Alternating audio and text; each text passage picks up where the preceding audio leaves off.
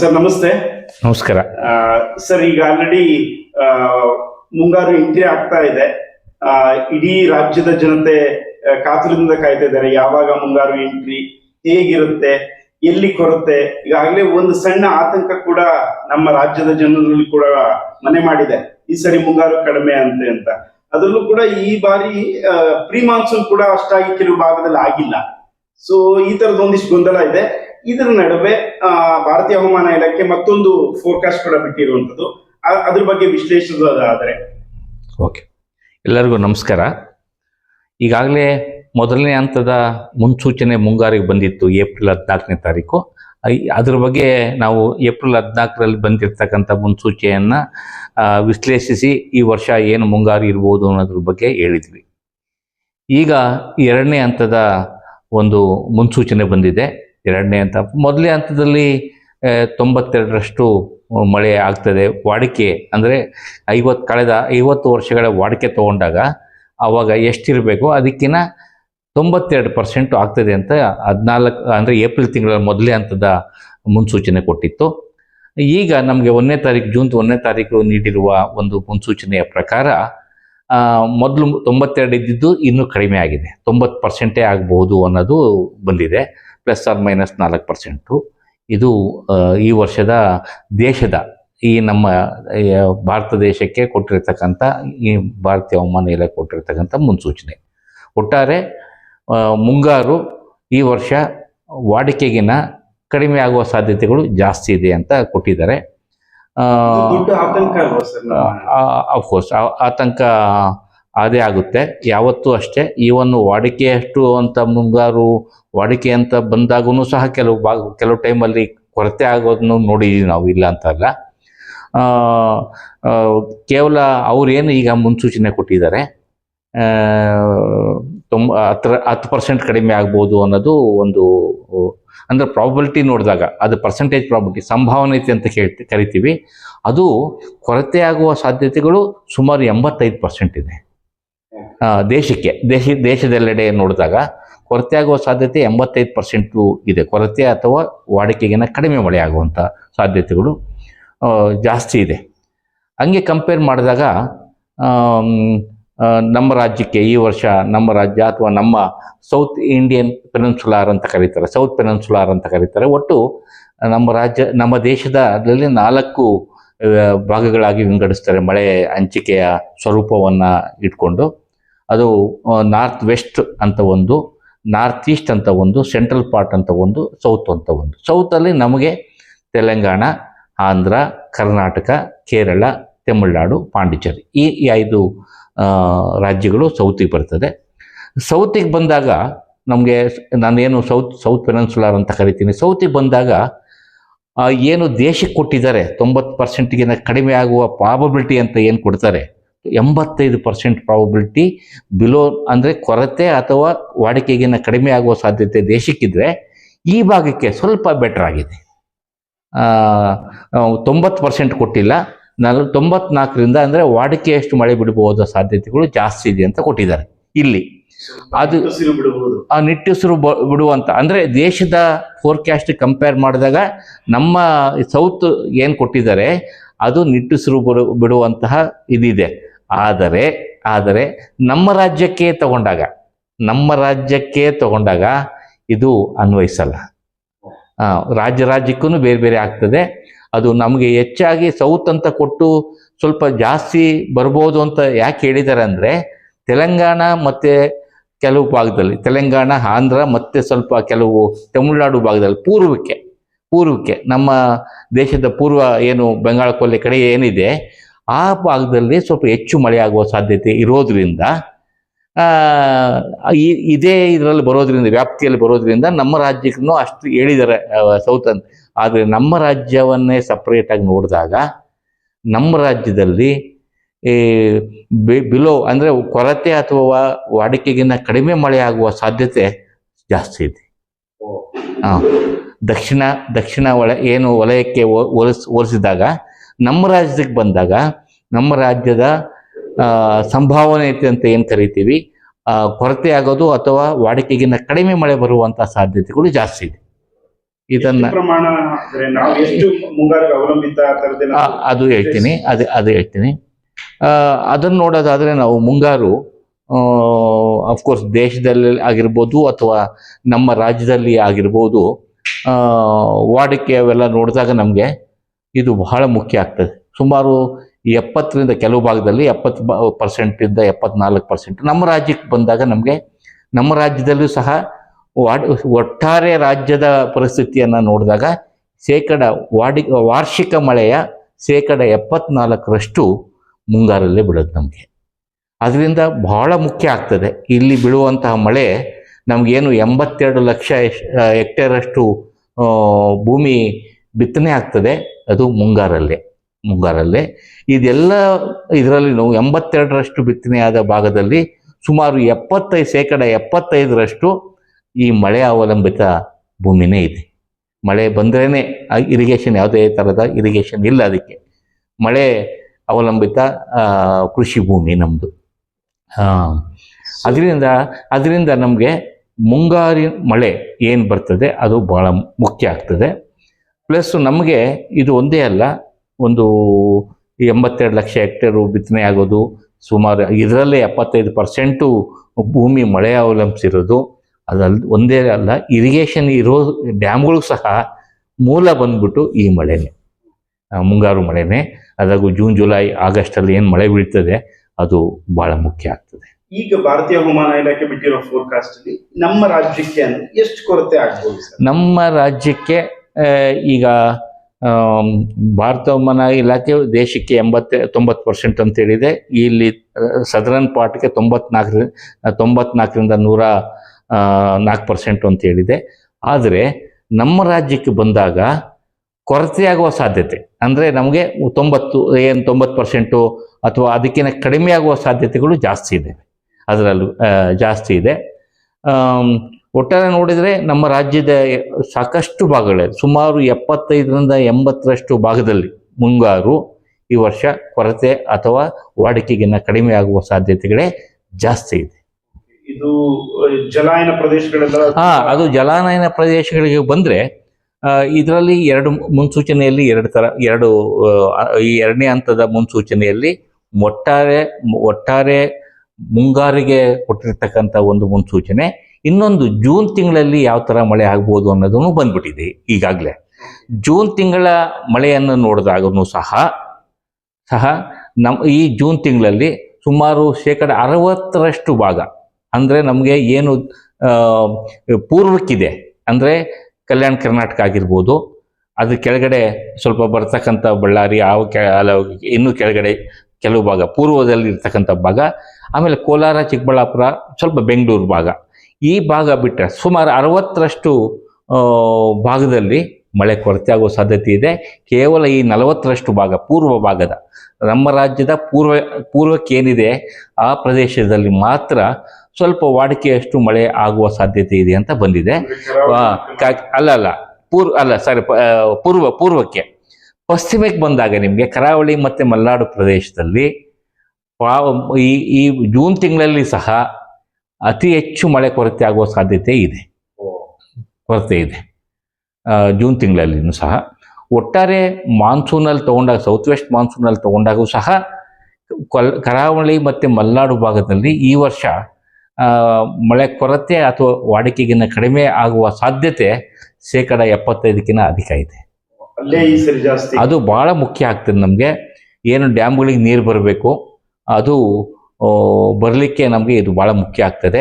ಅದರಲ್ಲೂ ಕಾವೇರಿ ಕಣಿವೆಯ ಏನು ನಮ್ಮ ಕ್ಯಾಚ್ಮೆಂಟ್ ಅಂತ ಏನು ಕರಿತೀವಿ, ಮಳೆ ಜಾಸ್ತಿ ಬಂದು ಅಲ್ಲಿಂದ ಹರಿತಕ್ಕಂಥ ನೀರು, ಆ ಕ್ಯಾಚ್ಮೆಂಟಲ್ಲೇ ಸ್ವಲ್ಪ ಕೊರತೆ ಜಾಸ್ತಿ ಆಗುವ ಸಾಧ್ಯತೆಗಳು ಜಾಸ್ತಿ ಇದೆ.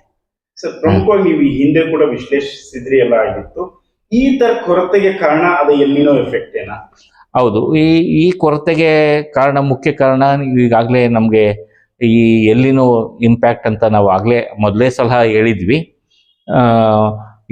ಕೇವಲ ಬರೀ ಈ ವರ್ಷದ ಎಲ್ಲಿನೋ ಆಗಿ ಉಳಿದಿಲ್ಲ, ಸೂಪರ್ ಎಲ್ಲಿನೋ ಆಗಿದೆ. ಅಂದರೆ ಜನರಲ್ ಆಗಿ equatorial Pacific eastern and southern central ಪಾರ್ಟಲ್ಲಿ ಸೀ ಸರ್ಫೇಸು ಅಂದರೆ ಸಮುದ್ರದ ಉಷ್ಣಾಂಶ 0.5ಗಿನ ಜಾಸ್ತಿ, ವಾಡಿಕೆಗಿನ 0.5 ಇದ್ದ ಜಾಸ್ತಿ ಆದಾಗ ಎಲ್ಲಿನೋ ಅಂತ ಕರಿತೀವಿ. ಈ ವರ್ಷದ ಏನು ಪ್ರಿಡಿಕ್ಷನ್ಸ್ ವರ್ಲ್ಡ್ ವೈಡ್ ಬಂದಿದೆ ಅದು ನೋಡಿದಾಗ ಸೂಪರ್ ಎಲ್ಲಿನೋ ಅಂತ ಹೇಳ್ತಾ ಇದ್ದಾರೆ. ಸೂಪರ್ ಎಲ್ಲಿನೋ ಅಂದರೆ 0.5 ಅಲ್ಲ, 2 ಡಿಗ್ರೀಸ್ ಟೆಂಪರೇಚರು ವಾಡಿಕೆಗಿನ್ನ ಜಾಸ್ತಿ ಆಗುವ ಸಾಧ್ಯತೆಗಳು ಇದೆ ಈ ವರ್ಷ. ಆದರೆ ಮುಂಗಾರಿನ ಮೊದಲನೇ ಅಂದರೆ ನಮಗೇನು ಮುಂಗಾರು 4 ತಿಂಗಳು ಜೂನ್, ಜುಲೈ, ಆಗಸ್ಟ್, ಸೆಪ್ಟೆಂಬರ್ ಇದ್ದರೆ ಈಗ ಟ್ರಾನ್ಸಿಷನ್ ಪೀರಿಯಡ್ ಅಂತ ಕರಿತೀವಿ. ಲಾನಿನಾಯಿಂದ ಟ್ರಾನ್ಸಿಷನ್ ಬಂದಿದೆ. ಮೋಸ್ಟ್ ಪ್ರಾಬ್ಲಿ ಎಕ್ಸ್ಪೆಕ್ಟೆಡ್ ಮಾಡ್ತಿರೋದು ಜುಲೈ ತಿಂಗಳಲ್ಲಿ ಎಲ್ಲಿನೋ ಇಂಪ್ಯಾಕ್ಟ್ ಆಗುವ ಸಾಧ್ಯತೆಗಳು ಜಾಸ್ತಿ ಇದೆ. ಇನ್ನು ನಮಗೆ ಎಲ್ಲಿನೋದು ಇಂಪ್ಯಾಕ್ಟ್ ಆಗಿಲ್ಲ, ಈಗ ಟ್ರಾನ್ಸಿಷನ್ ಪೀರಿಯಡಲ್ಲಿ ಇದ್ದೀವಿ. ಮುಂದಿನ ಅದು ಸೌತ್ ವೆಸ್ಟ್ ಮಾನ್ಸೂನ್ ಪೀರಿಯಡಲ್ಲಿ ಎಲ್ಲಿನೋ ಬರ್ಬೋದು ಅಂತ. ಆದರೆ ಪೂರ್ವ ಇದು ನಮಗೆ ಬಿಗಿನಿಂಗಲ್ಲಿ 2 ತಿಂಗಳೇನಿದೆ ಜೂನ್ ಜುಲೈ ತಿಂಗಳಲ್ಲಿ ಇದರ ಇಂಪ್ಯಾಕ್ಟು ಕಡಿಮೆ ಇರ್ಬೋದು.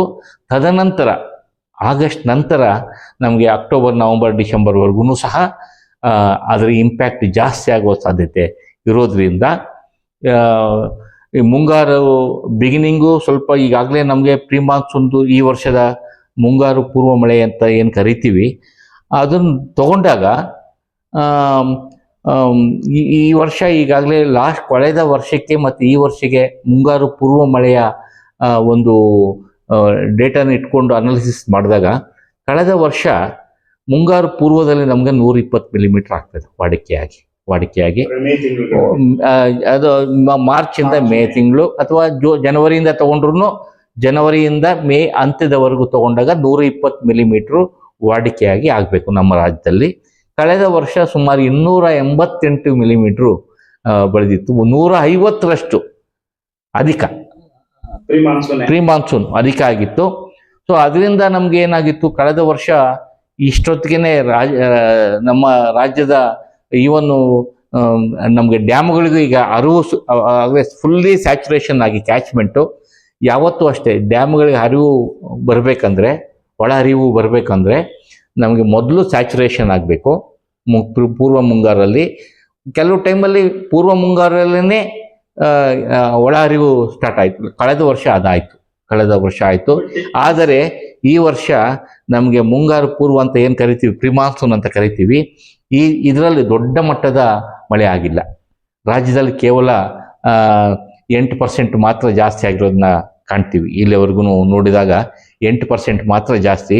ಈ ಕಳೆದ ವರ್ಷ 144% ಇದ್ದಿದ್ದು ಈ ವರ್ಷ ಕೇವಲ 8%.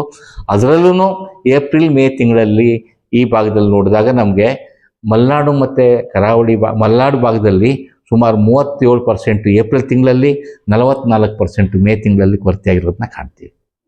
ಅದರಿಂದ ನಮಗೇನು ಈ ಕ್ಯಾಚ್ಮೆಂಟ್ ಏರಿಯಾಗಳಲ್ಲಿ ಸ್ಯಾಚುರೇಷನ್ ಆಗಬೇಕು, ಅದು ಸತ್ಯ ಆಗಿಲ್ಲ ಇನ್ನು. ಇವಾಗ ಜೂನ್ ತಿಂಗಳಲ್ಲಿ ಮಳೆ ಬಂದರೆ ಸ್ಯಾಚುರೇಷನ್ ಆಗಿ ಅಂದರೆ ಒಳ ಹರಿವು ಜನರೇಟ್ ಆಗಲಿಕ್ಕೆ ಟೈಮ್ ಬೇಕಾಗ್ತದೆ. ಆದರೆ ಕಳೆದ ವರ್ಷ ಇಷ್ಟೊತ್ತಿಗೆ ಒಳ ಹರಿವು ಸ್ಟಾರ್ಟ್ ಆಗಿಬಿಟ್ಟಿತ್ತು. ಇವನು ಇವಾಗ ಮೇ ಅಂತ್ಯಕ್ಕೆ ನೋಡಿದಾಗ ಈ ವರ್ಷ 24% ಇತ್ತು, ಲಾಸ್ಟ್ 36-37% ನೀರಿತ್ತು ಡ್ಯಾಮ್ಗಳಲ್ಲಿ ಆಗಲೇ. ಸೊ ಈ ವರ್ಷ ಇನಿಷಿಯಲ್ ಲೆವೆಲ್ಸೂ 24% ಕಡಿಮೆ ಇರೋದ್ರಿಂದ ನಮಗೆ ಸ್ವಲ್ಪ ಡ್ಯಾಮ್ಗಳ ಅಸೋಸಿಯೇಷನ್ನು ಅಷ್ಟೊಂದು ಚೆನ್ನಾಗಿಲ್ಲ ಇಲ್ಲಿವರೆಗೂ ನೋಡಿದಾಗ.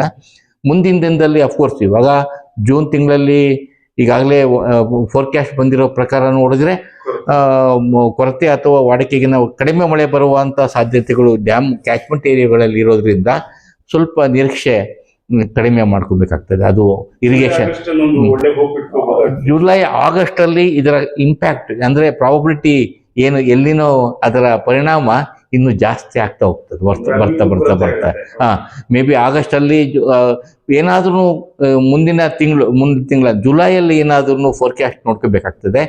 ಆವಾಗ ಇನ್ನೂ ಎಲ್ಲಿನೋ ಸ್ಟಾರ್ಟ್ ಆಗಿರಲ್ಲ, ಅದು ಕೊನೆಗೆ ಹಂತದಲ್ಲಿ ಎಲ್ಲಿನೋ ಸ್ಟಾರ್ಟ್ ಆಗೋದ್ರಿಂದ ಸ್ವಲ್ಪ ಜುಲೈ ತಿಂಗಳ ಮೇಲೆ ಹೋಪ್ ಇಟ್ಕೊಬೇಕಾಗ್ತದೆ. ಅದರ್ವೈಸ್ ಆಗಸ್ಟ್ ಸೆಪ್ಟೆಂಬರ್ ಆ ಕಡೆ ಹೋಪ್ಸ್ ಕಡಿಮೆನೆ ನಮಗೆ ಇರೋದು. ಇದು ಒಂದೇ ಇಲ್ಲ, ವಾಡಿಕೆಯಷ್ಟು ಮಳೆ ಇವಾಗ ಅದೇ ನನಗೆ ಅನ್ಸಿರೋದು. ಇವಾಗ ಈಗ ಬಂದಿರೋ ಮುನ್ಸೂಚನೆ ಪ್ರಕಾರ ನೋಡಿದಾಗ ನಮಗೆ ವಾಡಿಕೆಯಷ್ಟು ಅಂದರೆ ನಾವು ಸುಮಾರು 199 ಮಿಲಿಮೀಟ್ರು ಜೂನ್ ತಿಂಗಳಲ್ಲಿ ಬಿಡ್ತದೆ. ಭಾಳ ಮುಖ್ಯ ಆಗ್ತದೆ. ಅದರಲ್ಲೂ ಪ್ರೀ ಮಾನ್ಸೂನಲ್ಲಿ ಕೆಲವು ಭಾಗದಲ್ಲಿ ಚೆನ್ನಾಗಾಗಿದೆ. ನಮಗೆ ಎಸ್ಪೆಷಲಿ ಈ ಕಿತ್ತೂರು ಕರ್ನಾಟಕ ಆಗಿರ್ಬೋದು, ಅಲ್ಲ ಕಿತ್ತೂರು ಕರ್ನಾಟಕ ಆಫ್ಕೋರ್ಸ್ ಅದು, ಬಟ್ ಕಲ್ಯಾಣ ಕರ್ನಾಟಕ ಇದೆಯಲ್ಲ, ಅಲ್ಲಿ ನಮಗೆ ಜಾಸ್ತಿ ಮಳೆ ಆಗಿದೆ ಈ ವರ್ಷ, ಎಕ್ಸಸ್ ಇದೆ. ಸೊ ಒಟ್ಟಾರೆ ನೋಡಿದಾಗ ಇಲ್ಲಿವರೆಗೂ ಬಿದ್ದಿರ್ತಕ್ಕಂಥ ಮುಂಗಾರು ಪ್ರೀ ಮಾನ್ಸೂನ್ ಅಂತ ಏನು ಕರಿತೀವಿ, ಮುಂಗಾರು ಪೂರ್ವ ಮಳೆ ಏನಿತ್ತು ಅದು ಸದರ್ನ್ ನಾರ್ದರ್ನ್ ಡಿಸ್ಟ್ರಿಕ್ಸಲ್ಲಿ ಚೆನ್ನಾಗಾಗಿದೆ. ಈಗಾಗಲೇ ಬಿತ್ತನೆನೂ ಸಹ ಮಾಡಿಬಿಟ್ಟಿದ್ದಾರೆ. ಆಗಲೇ ಒಳ್ಳೆ ಮಳೆ ಬಂದಿದೆಯಲ್ಲ, ಅಲ್ಲಿ ಬಿತ್ತನೆಯೂ ಆಗಿದೆ. ಸ್ವಲ್ಪ ಮಲೆನಾಡು ಕರಾವಳಿ ಭಾಗದಲ್ಲಿ ಇನ್ನೂ ಅಷ್ಟು ದೊಡ್ಡ ಪ್ರಮಾಣದ ಮಳೆ ಬಿದ್ದಿಲ್ಲ. ಸೌತ್ ಇಂಡಿಯನ್ ಪಾರ್ಟಲ್ಲಿ ದಕ್ಷಿಣ ಒಳನಾಡಿನಲ್ಲಿ ಸಹ ಅಷ್ಟು ದೊಡ್ಡ ಪ್ರಮಾಣದ ಮಳೆ ಆಗಿಲ್ಲ. ಬಟ್ ಉತ್ತರ ಒಳನಾಡಿನ ಹಲವು ಭಾಗಗಳಲ್ಲಿ ಬಿತ್ತನೆ ಕಾರ್ಯಗಳಾಗಲೇ ಸ್ಟಾರ್ಟ್ ಆಗಿದೆ. ಬಿತ್ತನೆ ಆಗಿರೋದ್ರಿಂದ ಕ್ರಾಪ್ಸು ನಮಗೆ ಜೂನ್ ತಿಂಗಳಲ್ಲಿ ಸ್ವಲ್ಪ ಇನಿಷಿಯಲ್ ಸ್ಟೇಜಲ್ಲಿ ಇರ್ತದೆ ಕ್ರಾಪು. ಸ್ವಲ್ಪ ಕಡಿಮೆ ಮಳೆ ಬಂದ್ರೂ, even below normal rain fall ಬಂದ್ರೂ ಡಿಸ್ಟ್ರಿಬ್ಯೂಷನ್ ಕರೆಕ್ಟಾಗಿ ಬಂದರೆ 8 ದಿವಸ 10 ದಿವಸಕ್ಕೂ ನಾನು ಮಳೆ ಬರ್ತಾ ಇದ್ರೆ ಕ್ರಾಪ್ಸ್ ಅಷ್ಟೇನಾಗ್ತದೆ, ಏನು ಪ್ರಾಬ್ಲಮ್ ಆಗಲ್ಲ. ಆದರೆ ಒಳಹರಿವು ಸಾಧ್ಯತೆಗಳು ಕಡಿಮೆ ಇರ್ತದೆ, ಜಾಸ್ತಿ ದೊಡ್ಡ ಮಟ್ಟದ ಒಳಹರಿವು ಬರೋಕ್ಕೆ ಚಾನ್ಸಸ್ ಇಲ್ಲ ಈ ಇದರಲ್ಲಿ. ಈ ಫೋರ್ಕಾಸ್ಟ್ ಇಟ್ಕೊಂಡು, ಅಂದ್ರೆ ಈ ಮುನ್ಸೂಚನೆಗಳನ್ನ ಇಟ್ಕೊಂಡು ರೈತರು ಯಾವ ರೀತಿ ಗ್ರಹಿಕೆ ಮಾಡಬೇಕು? ಎಸ್ಪೆಷಲಿ ಮಳೆ ಈ ಸರಿ ಕೊರತೆ ವಾಡಿಕೆಗಿಂತ ಕಡಿಮೆ ಆಗತ್ತೆ, ಈ ತರದೆಲ್ಲ ಬರ್ತಾ ಇರೋದ್ರಿಂದ ರೈತರು ಯಾವ ತರ ಬೆಳೆಗಳನ್ನ ಬೆಳೆದ್ರೆ ಅನುಕೂಲ? ಸೊ ಹತ್ತಿರದ ಕೃಷಿ ಇಲಾಖೆ ಸಂಪರ್ಕ ಮಾಡಿ ಬೆಳೆದ್ರೆ ಒಳ್ಳೇದು ಅನ್ಸುತ್ತೆ. ಅದು ಡೆಫಿನೆಟ್ ಆಗಿ ಈಗ ಏನಾಗ್ತದೆ, ಇವಾಗ ಮುನ್ಸೂಚನೆ ಇಟ್ಕೊಂಡು ನಮ್ಮ ರಾಜ್ಯದ ಕೃಷಿ ಇಲಾಖೆಗಳು ಮತ್ತು ಇಲಾಖೆ ಆಗಿರ್ಬೋದು, ವಿಶ್ವವಿದ್ಯಾಲಯಗಳು ಆಗಿರ್ಬೋದು, ಇದಕ್ಕೆ ತಕ್ಕಂತೆ ಬೆಳೆ ಪದ್ಧತಿಗಳನ್ನ ರೂಪಿಸಿರ್ತಾರೆ. ಕಾಂಟಿಸೆನ್ಸಿ ಕ್ರಾಪ್ ಪ್ಲಾನಿಂಗ್ ಅಂತ ಕರಿತೀವಿ. ಅದನ್ನ ಎಲ್ಲ ತಾಲೂಕು ವೈಸು, ಹೋಬಳಿ ವೈಸು ಕೆಲವು ಕಡೆ ಅದನ್ನ ರೂಪಿಸಿರೋದ್ರಿಂದ ಯಾವ ತಾಲೂಕಿನ ರೈತರು ಏನಿರ್ತಾರೆ ಆಯಾ ತಾಲೂಕಿನ ಅಗ್ರಿಕಲ್ಚರ್ ಡಿಪಾರ್ಟ್ಮೆಂಟ್ನ ಕಾಂಟ್ಯಾಕ್ಟ್ ಮಾಡಿ ಅದಕ್ಕೆ ಸಂಬಂಧಿಸಿದ ಮಾಹಿತಿಯನ್ನು ಪಡೆಯೋದು ಭಾಳ ಮುಖ್ಯ ಆಗ್ತದೆ. ಆದರೆ ಏನಾಗ್ತದೆ, ಮಳೆ ಬಂತು ಅಂದರೆ ಬಿತ್ತನೆ ಆಗ್ತದೆ. ಅವರು ಯಾವ ಥರ ಬಿತ್ತನೆ ಮಾಡಬೇಕು ಇದೆಲ್ಲ ಮೊದಲೇ ಪ್ರೀ ಮಾನ್ಸೂನ್ ಪೀರಿಯಡಲ್ಲೇ ನಾವು ಈಗಾಗಲೇ ಏಪ್ರಿಲ್ ತಿಂಗಳಲ್ಲಿ ಯಾವಾಗ ಇದ್ರ ಬಗ್ಗೆ ಇನ್ಸೂಚನೆ ಕೊಟ್ಟಿದ್ವಿ, ಅದೇ ಟೈಮಿಂದನೇ ಕಮೆನ್ಸ್ ಮಾಡಬೇಕು. ಅವರು ರೈತರು ಏನಾಗ್ತದೆ ಅಂದರೆ, ಮಳೆ ಬಂತು ಅಂದರೆ ಅವ್ರು ಯಾವ ಬೀಜ ಬಿತ್ತಬೇಕು ಅದನ್ನ ಬಿತ್ಬಿಟ್ಟಿರ್ತಾರೆ ಅವರು. ಇದು ಭಾಳ ಮುಂಜಾಗ್ರತೆ ಕ್ರಮಗಳು, ಪೂರ್ವ ಸಿದ್ಧತೆಗಳು ಏನಿದೆ ಅದು ಭಾಳ ಮುಖ್ಯ ಆಗ್ತದೆ.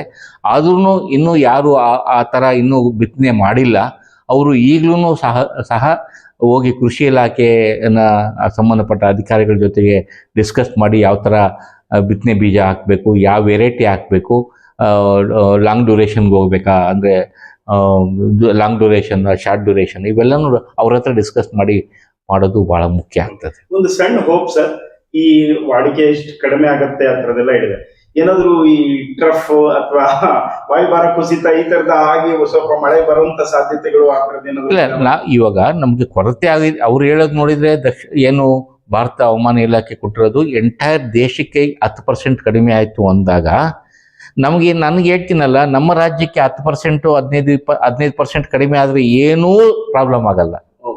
ಈವನ್ 15% ರಾಜ್ಯಕ್ಕೆ ದೇಶಕ್ಕೆ ತಗೊಂಡಾಗ 10%ಗಿಂತ ಕಡಿಮೆ ಮೇಲೆ ಆ ಕಡೆ ನೋಡ್ತಾರೆ. ಬಟ್ ನಮ್ಮ ರಾಜ್ಯದಲ್ಲಿ ನಾವು ಈಗಾಗಲೇ ಸಾಕಷ್ಟು ಸಲ 10%, 15%, 20-25%, 30% ಕೊರತೆ ಆಗಿರೋದನ್ನ ನೋಡಿದ್ದೀವಿ. ಸಾಕಷ್ಟು ನಮ್ಮ ರಾಜ್ಯದಲ್ಲಿ ಅಂಥ ಸಿಚುವೇಶನ್ಗಳು ಬಂದಿದೆ. ನಮಗೇನಂದ್ರೆ ದೇಶಕ್ಕೆ 10% ಅಂದ ತಕ್ಷಣ ನಮಗೆ 10% ಕಡಿಮೆ ಆದ್ರೆ ನಿಜವಾಗ್ಲೂ ಏನೂ ಏನಾಗಲ್ಲ, ಪ್ರೊಡಕ್ಷನ್ ಕರೆಕ್ಟಾಗಿ ಆಗ್ತದೆ. ಏನಂದ್ರೆ ಡಿಸ್ಟ್ರಿಬ್ಯೂಷನ್ ಇದೆಯಲ್ಲ, ಕೆಲವು ಟೈಮಲ್ಲಿ ಜಾಸ್ತಿ ಮಳೆ ಒಂದೇ ಥರ ಬರೋದು, ಇದು ಜಾಸ್ತಿ ಆಗ್ತಾಯಿದೆ. ಏನು ಹವಾಮಾನ ಬದಲಾವಣೆ ಅಂತ ನಾವೇನು ಕರಿತೀವಿ, ಅದರಿಂದ ಬೀಳುವಂತಹ ಮಳೆ ಹಂಚಿಕೆಯಲ್ಲಿ ಭಾಳ ವೇರಿಯೇಷನ್ ಆಗ್ತಾಯಿದೆ. ಬೀಳುವಂತಹ ಮಳೆ ಬಂದರೆ ಒಂದೇ ಸಲ ಬರೋದು, ಇಲ್ಲ ಅಂದರೆ ಲಾಂಗ್ ಪೀರಿಯಡ್ ಒಣ ಹವೆ ಮುಂದುವರಿಯೋದು, ಇವೆಲ್ಲ ಆಗ್ತಾ ಇದೆ. ಅದಕ್ಕೆ ನಾವು ಏನು ಮಾಡ್ಲಿಕ್ಕಾಗೋದಿಲ್ಲ. ಅದನ್ನ ಮ್ಯಾನೇಜ್ ಮಾಡಬೇಕು ಅಂದರೆ ಅಗ್ರಿಕಲ್ಚರ್ ಪ್ರಾಕ್ಟೀಸಸ್ಗೆ ಹೋಗ್ಬೇಕಾಗ್ತದೆ, ಪ್ಲ್ಯಾನ್ ಮಾಡಬೇಕಾಗ್ತದೆ. ಇವಾಗ ಡ್ರೈ ಸ್ಪೆಲ್ ಇದ್ದಾಗ ಏನು ಮಾಡಬೇಕು, ಹೆಚ್ಚು ಮಳೆ ಬಂದಾಗ ಏನು ಮಾಡಬೇಕು, ಇದನ್ನೆಲ್ಲನೂ ಅಷ್ಟೇ ಅಗ್ರಿಕಲ್ಚರ್ ಡಿಪಾರ್ಟ್ಮೆಂಟಲ್ಲಿ ಸಾಕಷ್ಟು ಒಳ್ಳೊಳ್ಳೆ ಪ್ಲ್ಯಾನ್ಸ್ ಇದೆ, ಅವ್ರು ಚೆನ್ನಾಗಿ ಮಾಡ್ತಾರೆ. ಯೂನಿವರ್ಸಿಟಿಗಳಲ್ಲಿ ಸಾಕಷ್ಟು ರಿಸರ್ಚ್ ಮಾಡಿದ್ದಾರೆ. ಅದರಲ್ಲೂ ಡ್ರೌಟ್ ಅಂದ ತಕ್ಷಣ ನಾವು ಡ್ರೌಟಲ್ಲಿ ಮಿಂದು ಹೋಗಿರುವಂಥ ರಾಜ್ಯ ನಮ್ಮದು. ಹಾಗಿದ್ರೆ ಇದನ್ನ ನೀವು ಬರಗಾಲ ಅಂತ ಕರೆಯಲ್ಲ ಈ ಬಾರಿ. ಈಗ ಕೆಲವರು ಅದನ್ನು ವ್ಯಾಖ್ಯಾನಿಸ್ತಾ ಇದ್ದಾರೆ, ಅಲ್ಲ ಮಳೆ ಕೊರತೆ ಮತ್ತೆ ಬರಗಾಲ ಅಲ್ಲ, ಬರ ಅಂತ ಅವರು ಹೇಳಿಲ್ಲ, ಬಿಲೋ ನಾರ್ಮಲ್ ಅಂತ ಹೇಳ್ತಾ ಇದ್ದಾರೆ. ಬರ ಅಂತ ನಮಗೆ ಬರೋದು, ಬರ ಅಂದರೆ ಅದು ಭಾರಿ ಕಾಂಪ್ಲೆಕ್ಸ್ ಫಿನಾಮಿನ. ಅದು ಬರ ಅಂದ ತಕ್ಷಣ ಕೇವಲ ಮಳೆಯಿಂದ ಬರತಕ್ಕಂಥದ್ದಲ್ಲ. ಬರ ಬೇರೆ ಬೇರೆ ಪ್ಯಾರಾಮೀಟರ್ಸ್ನ ಅವಲಂಬಿಸಿರ್ತದೆ. ಮಳೆ ಒಂದು ಮುಖ್ಯವಾಗಿ ಬೇಕಾಗಿರೋದು, ಮಳೆ ಒಂದಾದರೆ ಬೇರೆ ಇವಾಗ ಡಿಸ್ಟ್ರಿಬ್ಯೂಷನ್ ಆಫ್ ಮಳೆ ಯಾವ ಥರ ಹಂಚಿಕೆ ಆಗ್ತದೆ ಅನ್ನೋದು. ಸ್ವಲ್ಪ ಮಳೆ ಕಡಿಮೆ ಆದ್ರೂ ಸಹ ಹಂಚಿಕೆ ಸರಿಯಾಗಿ ಆದರೆ ನಮಗೆ ಪ್ರಾಬ್ಲಮ್ ಆಗೋದಿಲ್ಲ. 20% ಮಳೆ 15% ಮಳೆ ಕಡಿಮೆ ಆಗಿ ಹಂಚಿಕೆಯಲ್ಲಿ ಸರಿಯಾಗಿ ಆಯಿತು ಅಂದರೆ ನಮಗೆ ನಿಜವಾಗ್ಲೂ ಯಾವುದೇ ಕ್ರಾಪ್ಗೆ ಏನು ಪ್ರಾಬ್ಲಮ್ ಆಗೋದಿಲ್ಲ. ಆದರೆ ಹಂಚಿಕೆ ಭಾಳ ಮುಖ್ಯ ಆಗ್ತದೆ. ಮಳೆ ಪ್ರಮಾಣ 10-15% ಕಡಿಮೆ ಆಗಿ ಹಂಚಿಕೆಯಲ್ಲಿ ಭಾಳ ಅದೇ ಈ ಥರ ಇವಾಗ ಏನು ಹವಾಮಾನ ಬದಲಾವಣೆಯಿಂದ ಬರ್ತಕ್ಕಂಥ ಮಳೆ ಒಂದೇ ಸಲ ಸುರಿಯೋದು, ಆಮೇಲೆ ಲಾಂಗ್ ಪೀರಿಯಡ್ ಡ್ರೈ ಸ್ಪೆಲ್ಸ್ ಅಂತ ಕರಿತೀವಿ ಅಂತ ಬಂದಾಗ ಸತತವಾಗಿ 3 ವಾರ 4 ವಾರ ಒಣಾವಿ ಬಂದಿದೆ ಅಂದರೆ ಯಾವ ಕ್ರಾಪು ಸಸ್ಟೈನ್ ಆಗಲ್ಲ. ಅಂಥ ಚಾನ್ಸಸ್ಗಳು ಇದೆ ಎಷ್ಟಿದೆ ಅನ್ನೋದು ಭಾಳ ಮುಖ್ಯ ಆಗ್ತದೆ. ಅದಕ್ಕೆ ತಕ್ಕಂತೆ ಯಾವ ಬೆಳೆ ಪದ್ಧತಿಗಳು, ವೆರೈಟೀಸ್ನ ಏನೇನು ಮಾಡಬೇಕು ಅನ್ನೋದು ಅಗ್ರಿಕಲ್ಚರ್ ಡಿಪಾರ್ಟ್ಮೆಂಟ್ನೇ ಮೀಟ್ ಮಾಡಬೇಕಾಗ್ತದೆ. ಎಷ್ಟು ಪರ್ಸೆಂಟೇಜ್ ಮೇಲಿದೆ ನೀವು ಬರಗಾಲ ಅಂತ ಘೋಷಣೆ ಮಾಡೋದು? ಬರಗಾಲ ಅನ್ನಲಿಕ್ಕೆ ಕೇವಲ ರೈನ್ಫಾಲ್ ಪ್ಯಾರಾಮೀಟರ್ಸ್ ತಗೊಂಡು ಮಾಡೋಕ್ಕಾಗಲ್ಲ. ಮೊದಲೆಲ್ಲ ಇತ್ತು 20%ಗಿಂತ ಕಡಿಮೆ ಮಳೆ ಬಂದರೆ 20% ಕಡಿಮೆ ಮಳೆ ಬಂದ್ರೇ ನಾವು ಅದನ್ನ ಡ್ರೌಟ್ ಅಂತ ಡಿಕ್ಲೇರ್ ಮಾಡುವಂಥದ್ದು. ಇವಾಗ ಹಂಗಾಗಲ್ಲ. 50% ಮಳೆ ಕೊರತೆ ಆಗಬೇಕು, 50% ಮಳೆ ಕೊರತೆ ಆಗಬೇಕು. ಅದ್ರ ಜೊತೆಗೆ ಡಿಸ್ಟ್ರಿಬ್ಯೂಷನ್ ಏನು ರೈನ್ಫಾಲ್ ಮಳೆ ಹಂಚಿಕೆ ಅಂತ ಹೇಳಿದ್ನಲ್ಲ, ಈಗ 3-4 ವಾರಗಳ ಸತತ ಒಣ ಹವೆ ಬಂದ್ಬಿಟ್ರು ಅದನ್ನು ಪ್ಯಾರಾಮೀಟರ್ ತೊಗೊಂಡ್ಬಿಡ್ತೀವಿ. ಮಳೆ ಆಮೇಲೆ ರಿಸರ್ವಾಯರ್ಸಲ್ಲಿ ವಾಟರ್ ಲೆವೆಲ್ಸ್ ಎಷ್ಟೆಷ್ಟಿದೆ, ಇನ್ಫ್ಲೋಸ್ ಎಷ್ಟಿದೆ, ರಿವರ್ಸಲ್ ಫ್ಲೋ ಹೆಂಗೆ, ಇದನ್ನೂ ತೊಗೊಬೇಕಾಗ್ತದೆ. ಆಮೇಲೆ ಬಿತ್ತನೆಯಾದ ಪ್ರದೇಶ ಎಷ್ಟು ಬಿತ್ತನೆ ಆಗಿದೆ ಈ ವರ್ಷ, 75% ಕಡಿಮೆ ಬಿತ್ತನೆ ಆಗಿದ್ರೆ ಅದೂ ಸಹ ಒಂದು ಭಾಗವಾಗಿ ಬರಕ್ಕೆ ಹೋಗ್ತದೆ. ಸೊ ಬರ ಕೇವಲ ಒಂದು ಪ್ಯಾರಾಮೀಟರ್ ಇಟ್ಕೊಂಡು ಡಿಕ್ಲೇರ್ ಮಾಡುವಂಥದ್ದಲ್ಲ. ಇದು ಭಾಳ ಕಾಂಪ್ಲೆಕ್ಸ್ ಫಿನಾಮಿನಾ ಅಂತ ಕರಿತೀವಿ. ಅದರಿಂದ ಬರಕ್ಕೆ ಏನೇನು ಫ್ಯಾಕ್ಟರ್ಸ್ ಇದಾವೋ ಅವೆಲ್ಲನೂ ತೊಗೊಬೇಕಾಗ್ತದೆ. ಒಂದು ಮಳೆ ಒಂದು ತೊಗೊಂಡ್ರೆ ಇನ್ನೊಂದು ಮಳೆ ಬೀಳುವ ಹಂಚಿಕೆ ತೊಗೊಳ್ಬೇಕಾಗ್ತದೆ. ಆ ಬೆಳೆ ಬಿತ್ತನೆ ಎಷ್ಟಾಗಿದೆ ಅದು ಭಾಳ ಮುಖ್ಯ ಆಗ್ತದೆ. ವಾಡಿಕೆ ಬಿತ್ತನೆಗಿನ 75% ಅಥವಾ 85% ಇವೆಲ್ಲ ನೋಡಬೇಕಾಗ್ತದೆ. ಅಂದರೆ ಬೇರೆ ಬೇರೆ ಪೀರಿಯಡಿಗೆ ನೋಡಬೇಕಾಗ್ತದೆ. ಜುಲೈ ಎಂಡ್ವರೆಗೂ ಎಷ್ಟಾಯಿತು, ಸೆಪ್ಟೆಂಬರ್ ಎಂಡ್ವರೆಗೂ ಇವೆಲ್ಲ ನೋಡಿ ಬಿತ್ತನೆ ಪ್ರಮಾಣದಲ್ಲಿ ಕಡಿಮೆ ಆದಾಗೂ ಅದನ್ನ ಬರ ಪ್ಯಾರಾಮೀಟರ್ಗೆ ಬಂದ್ಬಿಡ್ತದೆ. ಆಮೇಲೆ ರಿಸರ್ವಾಯರ್ಸ್ ಲೆವೆಲ್ಸ್ ಎಲ್ಲ ಆಗಲಿ, ಸರ್ಫೇಸ್ ವಾಟರ್ ಬಾಡೀಸಲ್ಲಿ ನೀರಿರ್ತಕ್ಕಂಥದ್ದು ಸಹ ಬರ ಇದಕ್ಕೆ ಹೋಗ್ತದೆ. ಅದರಲ್ಲಿ ಕಡಿಮೆ ಇತ್ತು ಒಂದು ರಿಸರ್ವಾಯರಲ್ಲಿ ವಾರ್ಷಿಕ ಏನೇನು ವಾಡಿಕೆ ಎಷ್ಟು ಬರಬೇಕಾಗಿತ್ತು ಅದಕ್ಕಿಂತ ಎಷ್ಟು ಕಡಿಮೆ ಆಗಿದೆ ಅಂದ್ರೆ ಜಾಸ್ತಿ ಆದಂಗೆಲ್ಲ ಅದನ್ನು ಬರ ಪ್ಯಾರಾಮೀಟರ್ಗೆ ಹೋಗ್ತದೆ. ಸರ್, ಒಟ್ಟಾರೆಯಾಗಿ 10% ನಮಗೆ ಕೊರತೆ ಆದರೂ ಕೂಡ ದೇಶಾದ್ಯಂತ ಅಥವಾ ನಮ್ಮ ರಾಜ್ಯಕ್ಕೆ ತಗೊಂಡ್ರೆ ಅಷ್ಟು ಸಮಸ್ಯೆ ಆಗ್ಲಿಕ್ಕಿಲ್ಲ. 10% ಮಳೆ ಕೊರತೆ ಅಂದ್ರೆ ಏನೂ ಆಗಲ್ಲ. ಆದರೆ ನಮ್ಗೆ ತಿಳಿದ ಮಟ್ಟಿಗೆ ದೇಶಕ್ಕೆ ಅದಾದರೆ ಕೆಲವೊಂದು ಭಾಗದಲ್ಲಿ 20-30% ಮಳೆ ಕೊರತೆ ಆಗುವ ಸಾಧ್ಯತೆಗಳು ಇರ್ತದೆ. ಈವನ್ ನಮ್ಮ ರಾಜ್ಯದಲ್ಲಿ ಸಹ 10% ಮಳೆ ಕೊರತೆ ಆಗುವ ಸಾಧ್ಯತೆ ಪ್ರಾಬಿಲಿಟಿ ಜಾಸ್ತಿ ಇದೆ ಅಂತ, 90ಕ್ಕಿಂತ ಕಡಿಮೆ ಆದ್ರೂ ಸಹ ಕೇವಲ 10% ಮಳೆ ಕೊರತೆ ಆದ್ರೆ ಏನು ಪ್ರಾಬ್ಲಮ್ ಆಗಲ್ಲ. ಅದರ ಹಂಚಿಕೆಯಲ್ಲಿ ಸರಿಯಾಗಿ ಆಗ್ಬೇಕಾಗ್ತದೆ. ಇವಾಗ ಅದು ಮುಖ್ಯ ಆಗ್ತದೆ. ನಮಗೆ ಈವನ್ ಮಲೆನಾಡು ಭಾಗ ಅಥವಾ ಕರಾವಳಿ ಭಾಗ ಏನು ಕೋಸ್ಟಲ್ ಮಲೆನಾಡು ಅಂತ ಕರಿತೀವಿ, ಅಲ್ಲಿ ಕೇವಲ 10% ಕಡಿಮೆ ಆಗೋದ್ರಿಂದ ಜಾಸ್ತಿ ಇನ್ಫ್ಲೋಸ್ ಕಡಿಮೆ ಆಗಲ್ಲ. ಅದಕ್ಕಿಂತ ಜಾಸ್ತಿ ನನಗೆ ಅನ್ಸೋದು ಕೆಲವು ಭಾಗದಲ್ಲಿ 20%ಗಿಂತ ಜಾಸ್ತಿ ಕೊರತೆ ಆಗುವ ಸಾಧ್ಯತೆಗಳು ಈ ವರ್ಷ ಇದೆ ರಾಜ್ಯದಲ್ಲಿ. ಕೆಲವು ಭಾಗದಲ್ಲಿ ಅಲ್ಲಲ್ಲಿ ಎಸ್ಪೆಷಲಿ ಏನು ಪೂರ್ವ ಭಾಗದಲ್ಲಿ ನಾವು ಕಲ್ಯಾಣ ಕರ್ನಾಟಕ ಅಥವಾ ಬೆಂಗಳೂರು, ಕೋಲಾರ, ಚಿಕ್ಕಬಳ್ಳಾಪುರ ಅವರು ಈಗ ಕೊಟ್ಟಿರ್ತಕ್ಕಂಥ ಮುನ್ಸೂಚನೆ ಪ್ರಕಾರ ನೋಡಿದಾಗ ಈ ಭಾಗದಲ್ಲಿ ಸ್ವಲ್ಪ ಮಳೆ ಬರುವ ಸಾಧ್ಯತೆಗಳು ಸ್ವಲ್ಪ ಚೆನ್ನಾಗಿದೆ ಇದರ ಪ್ರಾಪರ್ಟೀಸ್. ಸರ್, ಈಗ ಬಹಳ ನಿರೀಕ್ಷೆ ಇರುವಂತದ್ದು ನಮ್ಮ ರೈತರಿಗೆ ಯಾವಾಗಿಂದ ಮುಂಗಾರು ಸ್ಟಾರ್ಟ್ ಆಗತ್ತೆ? ಈಗಷ್ಟೇ ಪೂರ್ವ ಮುಂಗಾರುಗಳು ಬರ್ತಾ ಇದೆ, ಅಲ್ಲೊಮ್ಮೆ ಇಲ್ಲೊಮ್ಮೆ ಜಿಲ್ಲೆಗಳಲ್ಲಿ ಇನ್ನೂ ಆಗೇ ಇಲ್ಲ ಮಳೆ. ಪೂರ್ಣ ಪ್ರಮಾಣದಲ್ಲಿ ಯಾವಾಗ ಸೆಟ್ ಆಗುತ್ತೆ? ನಮ್ಗೆ ಎಲ್ಲಿಂದ ಎಂಟ್ರಿ ಸರ್? ಆಕ್ಚುಲಿ ನಮ್ಮ ದೇಶದ ಒಂದು ಇದು ಪರಿಸ್ಥಿತಿಯನ್ನ ಮುಂಗಾರು ಪ್ರವೇಶವನ್ನ ನೋಡಿದಾಗ ಸಾಮಾನ್ಯವಾಗಿ ಕಳೆದ 50 ವರ್ಷಗಳ ದತ್ತಾಂಶ ತಗೊಂಡು ನಾವು ಕಂಟ್ರೋಲ್ಸ್ ಅಂತ ಹಾಕ್ತೀವಿ. ಅದು ನೋಡಿದಾಗ ಈಗ ಸಾಮಾನ್ಯವಾಗಿ ವಾಡಿಕೆಯಾಗಿ ನಮಗೆ ಕರಾವಳಿ, ನಮಗೆ ಕೇರಳಕ್ಕೆ 1ನೇ ತಾರೀಕು ಅಷ್ಟೊತ್ತಿಗೆ ಬರಬೇಕು, 1ನೇ ತಾರೀಕು. ತದನಂತರ 1ನೇ ತಾರೀಕು ಆದಮೇಲೆ ನಮ್ಮ ರಾಜ್ಯದ ದಕ್ಷಿಣ ಒಳನಾಡು ಇದಕ್ಕೆ ಕವರ್ ಆಗಬೇಕಂದ್ರೆ ಕರಾವಳಿ ಮತ್ತು ದಕ್ಷಿಣ ಒಳನಾಡಿಗೆ ಸುಮಾರು 5 ಜೂನ್ ತಿಂಗಳ 5ನೇ ತಾರೀಕು ವಾಡಿಕೆಯಾಗಿದೆ. ವಾಡಿಕೆಯಾಗಿದೆ. ಆದರೆ ಈ ವರ್ಷ ಆ್ಯಕ್ಚುಲಿ ಮುಂಗಾರು ಪ್ರಾರಂಭ ಅಂಡಮಾನ್ ನಿಕೋಬಾರ್ ಐಲ್ಯಾಂಡ್ಸಲ್ಲಿ ಏನಾಯಿತು ಅದು ಭಾಳ ಮುಂಚೆನೇ ಆಯಿತು ಈ ವರ್ಷ. ಅದ್ರ ಪ್ರಕಾರ ಇಟ್ಕೊಂಡು ಪ್ರೊಡಿಕ್ಷನ್ಸ್ ಇಟ್ಕೊಂಡು ಭಾರತೀಯ ಹವಾಮಾನ ಇಲಾಖೆ 26ಕ್ಕೆ ಕೇರಳಕ್ಕೆ ತಲುಪುವ ಸಾಧ್ಯತೆ ಇದೆ ಅಂತ ಹೇಳಿತ್ತು. ಆದರೆ ತದನಂತರದ ಕೆಲವು ಬೇರೆ ಬೇರೆ ಕಾರಣಗಳಿಂದ ಮಾನ್ಸೂನ್ ವೀಕ್ ಆಯಿತು. ಅದರ ಫ್ರಂಟ್ ಇನ್ನೂ ಫೀಡ್ ಆಗಿಲ್ಲ. ಇವತ್ತು 3ನೇ ತಾರೀಕು ಸಹ ಈ ಕೆಲವು ಭಾಗದಲ್ಲಿ ಆಗ್ತಾ ಇದೆ. ಈಗಾಗಲೇ ಬಂಗಾಳ ಕೊಲ್ಲಿಯ ಕೆಲವು ಭಾಗದಲ್ಲಿ ಈಗ IMD ಪ್ರಕಾರ 4ನೇ ತಾರೀಕು ಆಗ್ಬೋದು ಅನ್ನೋದು ಒಂದು ಕೊಟ್ಟಿದ್ದಾರೆ. ಸೊ ಮುಂಗಾರು ಪ್ರವೇಶ ಆಗ್ಬೋದು 4ನೇ ತಾರೀಕು ಅಂತ. ಮುಂಗಾರು ಪ್ರವೇಶ ಕೇರಳಕ್ಕೆ 4ನೇ ತಾರೀಕು ಆದರೆ ಅದರ ಒಂದು ಶಕ್ತಿಯುತವಾಗಿ ಇದ್ದರೆ ಅದು ಅಂದರೆ ಸ್ಟ್ರೆಂತ್ ಚೆನ್ನಾಗಿತ್ತು ಅಂದರೆ ಆ ದಿನವೇ ನಮ್ಮ ಕೆಲವು ಮಂಗಳೂರು ಕೆಲವು ಭಾಗಕ್ಕೆ ನಮ್ಗೆ ಬಂದುಬಿಡ್ತದೆ. ಆದರೆ ಅದು ಅಲ್ಲಿ ಕೇರಳಕ್ಕೆ ಬಂದು ಅಲ್ಲಿ ವೀಕ್ ಆದರೆ ನಮ್ಮ ರಾಜ್ಯಕ್ಕೆ ಬರಲಿಕ್ಕೆ ಮತ್ತೆ ಸ್ವಲ್ಪ ಟೈಮ್ ತೊಗೊಬೋದು, 1-2 ದಿವಸ ಆ ಕಡೆ ಆಗ್ತದೆ. ಅದರ್ವೈಸ್ ಕೇರಳಕ್ಕೆ ಬಂದು 1 ದಿವಸ ಅಥವಾ ಸೇಮ್ ಡೇ ಕೆಲವು ಭಾಗದಲ್ಲಿ ಕವರ್ ಆಗ್ಬೋದು. ತದನಂತರ 1 ದಿವಸ 2 ದಿವಸ ಆಗ್ಬೋದು. ಅಂದರೆ ನಮ್ಮ ರಾಜ್ಯಕ್ಕೆ 5ನೇ ತಾರೀಕು ಬರ್ಬೋದು ಅಂದ್ಕೊಳ್ಬೋದು ನಾವು. ಅಲ್ಲಿ 4ನೇ ತಾರೀಕು ಬಂತು ಅಂದರೆ 5ನೇ ತಾರೀಕು ನಮ್ಮ ರಾಜ್ಯಕ್ಕೆ ಎಂಟ್ರಿ ಆಗುವ ಸಾಧ್ಯತೆಗಳು ಜಾಸ್ತಿ ಇದೆ. ಎಲ್ಲಿಂದ ಎಂಟ್ರಿ ಸರ್? ನಮ್ಮ ಕೇರಳ ಭಾಗದಿಂದನೇ ನಮಗೆ ಅದೇ ಕೆಳಗೆ ನಾನು ಹೇಳಿದ್ನಲ್ಲ, ಮೊದಲು ಅಂಡಮಾನ್ ನಿಕೋಬಾರ್ ಐಲ್ಯಾಂಡ್ಸ್ ಆ ಕಡೆ ಆ್ಯಕ್ಚುಲಿ ಆಗೋದು ನಾರ್ತ್ ಈಸ್ಟ್ ಕಡೆಯಿಂದ ನಮಗೆ ಮಾನ್ಸೂನ್ ಎಂಟ್ರಿ ಇದೆ. ಅದು ಕೆಳಗಿಳಿದು ನಮಗೆ ಅಂಡಮಾನ್ ನಿಕೋಬಾರ್ ಐಲ್ಯಾಂಡ್ಸಲ್ಲಿ ಅಲ್ಲಿಗೆ ಕ್ಲೌಡ್ಸ್ ಫಾರ್ಮ್ ಆಗ್ತದೆ. ಅಲ್ಲಿ ಫಾರ್ಮ್ ಆಗೋ ಕ್ಲೌಡ್ಸು ಸುತ್ತಕೊಂಡು ಏನು ಈ ಶ್ರೀಲಂಕಾ ಸುತ್ತಕೊಂಡು ಹಿಂಗೆ ಬಂದು ಈ ಕಡೆಯಿಂದ ನಮಗೆ ಸೌತ್ ವೆಸ್ಟ್ಗೆ ಈಗ ಕೇರಳಕ್ಕೆ ಎಂಟ್ರಿ ಆಗ್ತದೆ. ಅಲ್ಲಿ ಅಂಡಮಾನ್ ನಿಕೋಬಾರ್ ಐಲ್ಯಾಂಡ್ಸಲ್ಲಿ 16ಕ್ಕೆ ವಾಡಿಕೆಯಾಗಿ 15-16ಕ್ಕೇ ಮಾನ್ಸೂನು ಸ್ಟಾರ್ಟ್ ಆಗ್ತದೆ. ಮೇ 15ಕ್ಕೆ ಈಗ ಎಲ್ಲ ಆಗಿದೆ. ಆಗಲೇ ಕೇರಳಕ್ಕೆ ಬಂದು ನಿಂತುಬಿಟ್ಟಿದೆ. ಕೇರಳ ಕೋಸ್ಟು ಲಕ್ಷದ್ವೀಪಿಂದ ಕೆಳಗಡೆ ಈಗಾಗಲೇ 3 ದಿವಸದಿಂದ ಅಲ್ಲೇ ಸ್ಟಾಗ್ನೆಂಟ್ ಆಗಿಬಿಟ್ಟಿದೆ. ಅಲ್ಲಿ ಯಾವುದೂ ಸ್ಟ್ರೆಂತ್ ಇಲ್ಲ. ಅಲ್ಲಿಂದ ನಮಗೆ ಈ ಕಡೆ ಗಾಳಿ ಬೇಕು, ಭಾಳ ಇಂಪಾರ್ಟೆಂಟು ಗಾಳಿ ಬೇಕಾಗ್ತದೆ. ಅಲ್ಲಿ ಬೇಕಾಗಿರೋ ಮೋಡಗಳು ಏನು ಇರ್ತವೆ ಅಲ್ಲಿ ಇದೆಲ್ಲ ಬೇಕಾಗ್ತದೆ. ಸೊ ಅದು ಸ್ಟ್ರೆಂತ್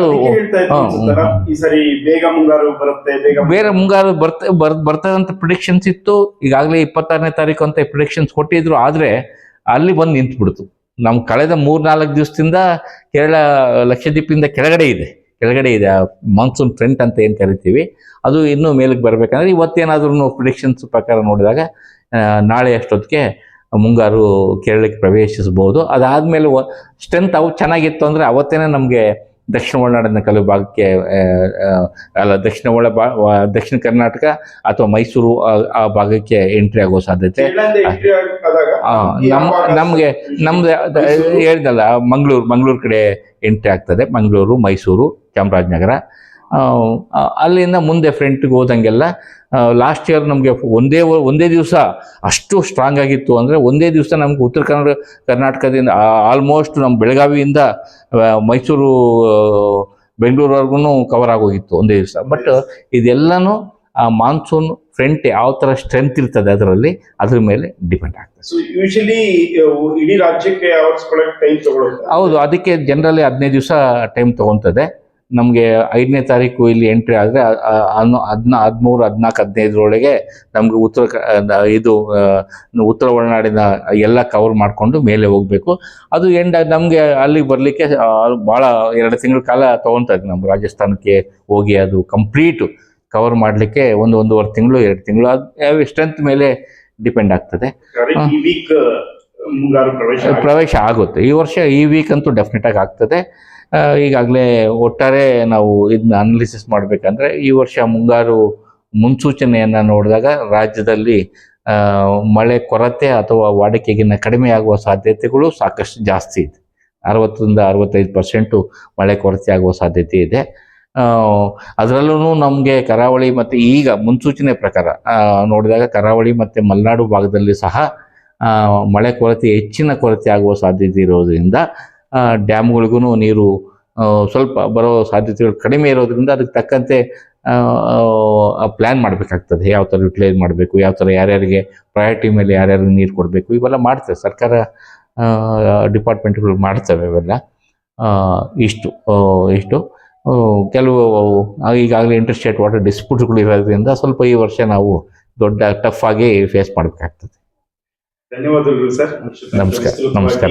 ಮುಂಗಾರು ಮತ್ತೆ ಓವರಾಲ್ ಜಲಾನಯನ ಪ್ರದೇಶಗಳ ಬಗ್ಗೆ ಎಲ್ಲ ಮಾಹಿತಿ ಕೊಟ್ಟಿದ್ದಕ್ಕೆ ಧನ್ಯವಾದಗಳು. ನಮಸ್ಕಾರ. ಒಳ್ಳೆಯದು.